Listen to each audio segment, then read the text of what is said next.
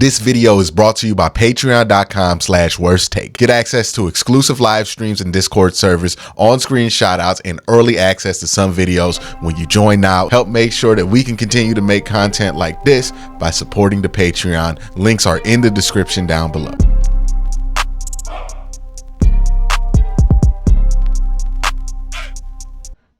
It's been a fun week for some Browns fans. For some Browns fans, a very validating week as the Browns offense scored over 30 points for the first time all year. A quarterback got over 200 yards for the first time all year. Just happens to coincide with the celebration of life for Jim Donovan and also Deshaun Watson's first game in 2024 where he's not the starter. Jameis Winston is the starter. So that has been a lot of the conversation that we have had about the Cleveland Browns. What looked different? Is it the play calling? Is it this or that? But what I think we should focus on and what the team should also be focused on is the team that they're playing this week. Because in order for the Browns to make anything of the offense being better in 2024, they have to win a lot of games in a row, and they don't really have a lot of room to lose more games down the stretch. Now, they don't have to go undefeated. If you want to know what the Browns' playoff odds look like or what them making the playoffs would have to look like, go check out the video I did about the Browns' playoff odds a couple of days ago. But they got to win these games, and now they're playing the Los Angeles Chargers. Now, the Chargers are an interesting team because they're not a good team. They're not a bad team. They're a pretty fairly middle-of-the-road team that has some potential to be pretty good, but also kind of plays underneath their own expectation level. So we're going to walk through this game, some of the advantages for the Cleveland Browns, some of the things to look out for if you're the Browns, and we're going to talk about how the Browns have to play in order to win this game. So let's just jump into it, right? We're going to start here by talking about what it is that the Browns have the advantage in.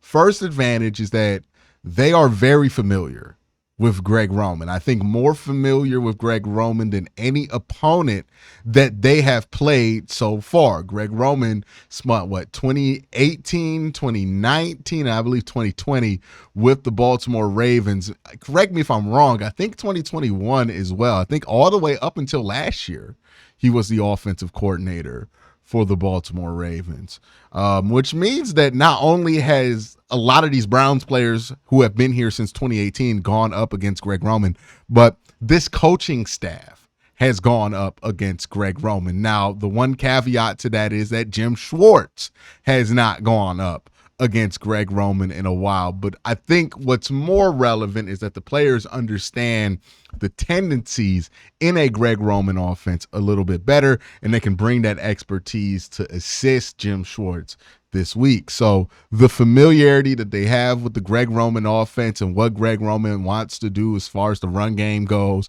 I mean, even Jim Schwartz is going to be familiar with what Greg Roman wants to do as a run game coordinator, right? Because the Ravens still do all the Greg Roman stuff. When it comes to running the football, they don't do any of the Greg Roman stuff in the pass game, but the run game is pretty much copy paste what Greg Roman likes to do. So even then, Jim Schwartz has some experience against this. This is a team that just went up against the Greg Roman stuff in the run game last week versus Baltimore. So they're going to be very familiar with them. The stretch game is going to be interesting because the best thing about the Chargers is their tackles. They have Joe Alt, they have Rashawn Slater, two young, very good tackles.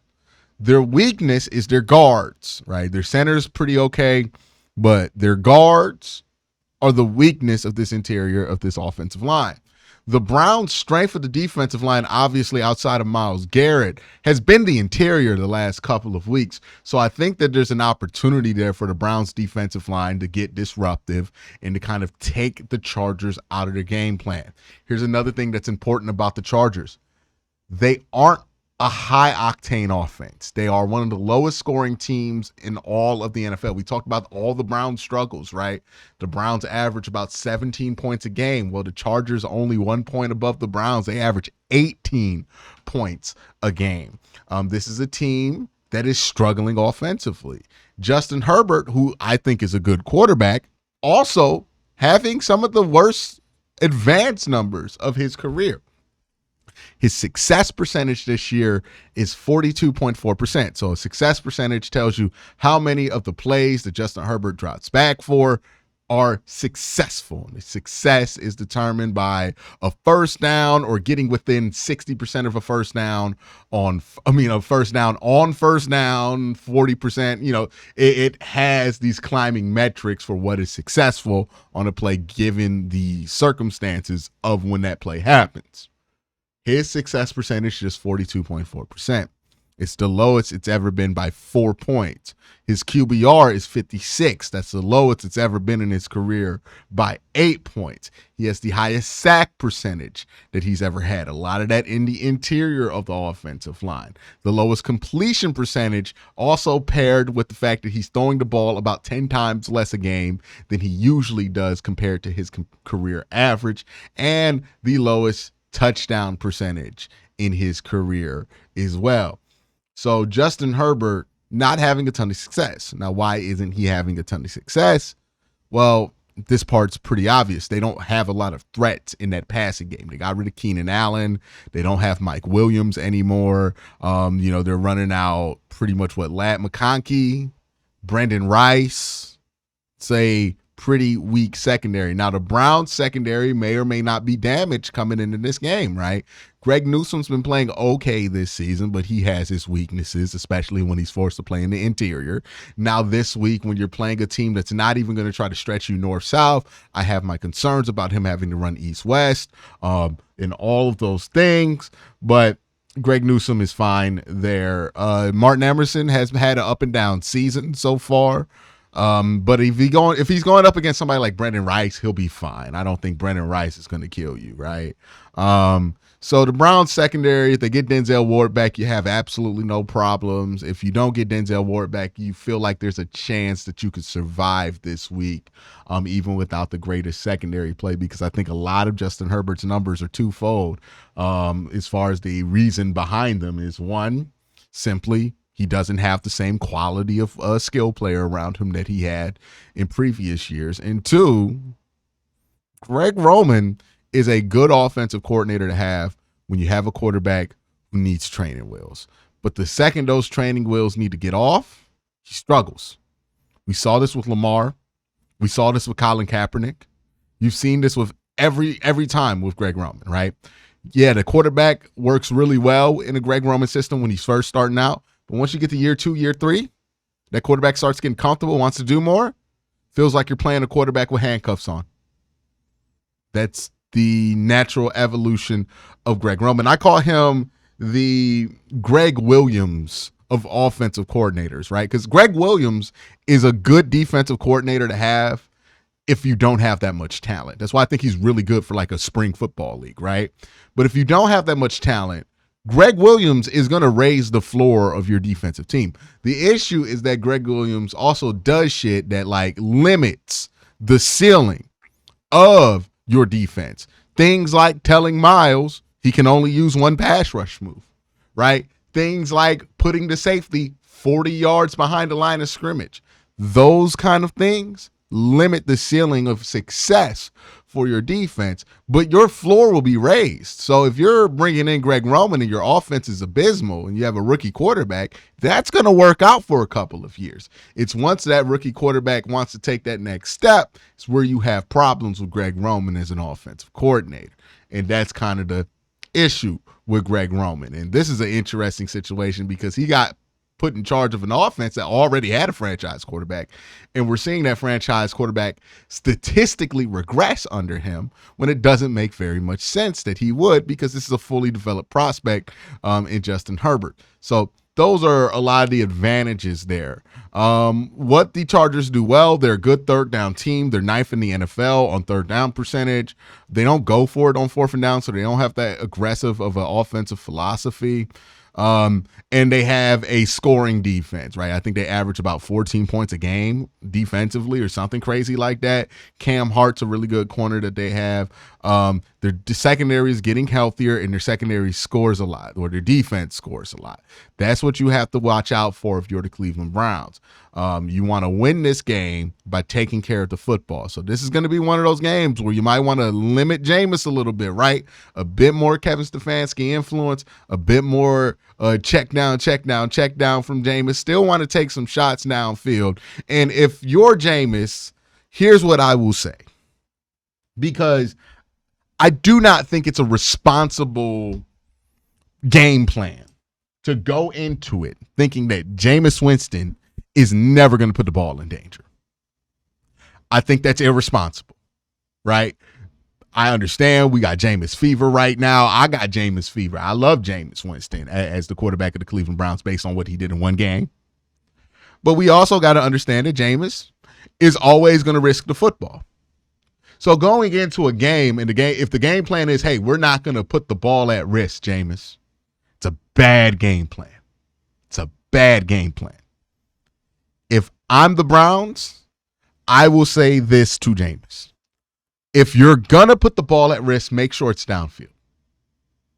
Because if you throw an interception 30, 40 yards downfield, that's not that big of a deal.